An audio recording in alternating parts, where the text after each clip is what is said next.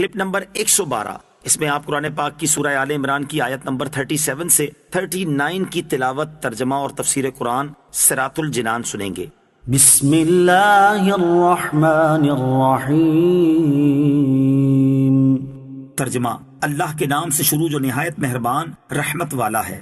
فتقبلها ربها بقبول حسن وأنبتها نباتا حسنا وكفلها زكريا كلما دخل عليها زكريا المحراب وجد عندها رزقا قال يا مريم أنى لك هذا قالت هو من عند الله إن الله يرزق من يشاء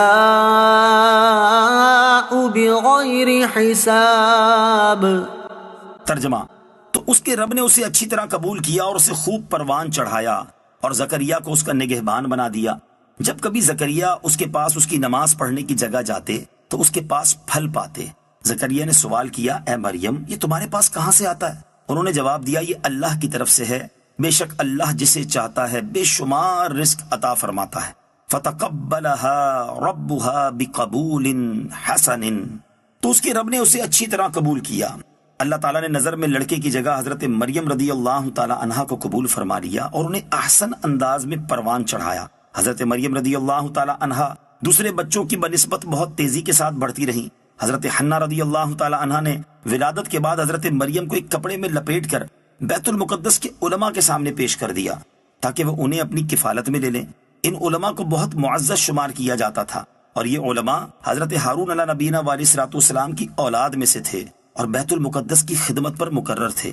چونکہ حضرت مریم رضی اللہ تعالی عنہا حضرت عمران کی بیٹی تھی جو ان علماء میں ممتاز تھے اور ان کا خاندان بھی بنی اسرائیل میں بہت اعلیٰ اور صاحب علم خاندان تھا، اس لیے ان سب علماء نے، جن کی تعداد 27 تھی، حضرت مریم کو اپنی پرورش میں لینے میں رغبت ظاہر کی۔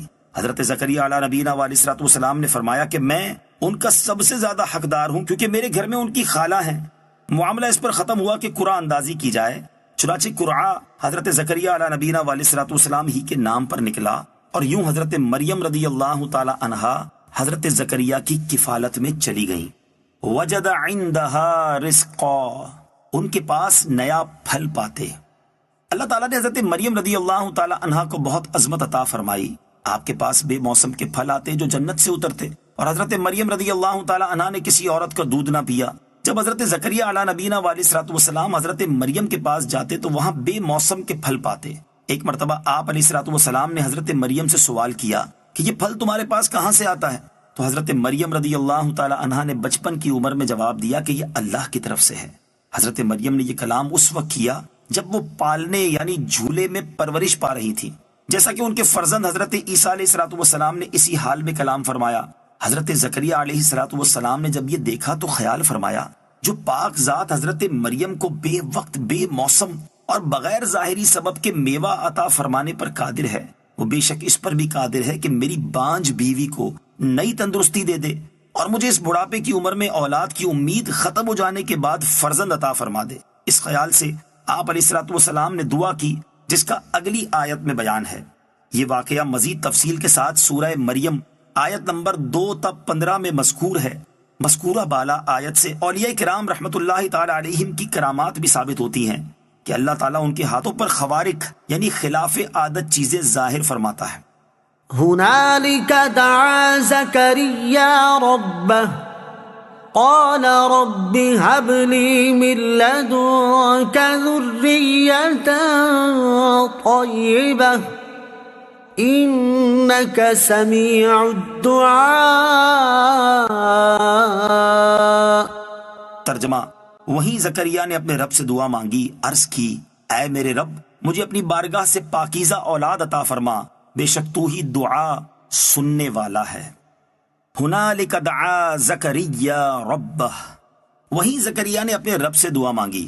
حضرت زکریا علیہ نبینا علیہ الصلوۃ والسلام نے جب اس جگہ پر اللہ تعالیٰ کی کرم نوازی دیکھی تو وہیں یعنی بیت المقدس کی محراب میں دروازے بند کر کے پاکیزہ اولاد کی دعا مانگی۔ فنادته الملائكة وهو قائم يصلي في المحراب أن الله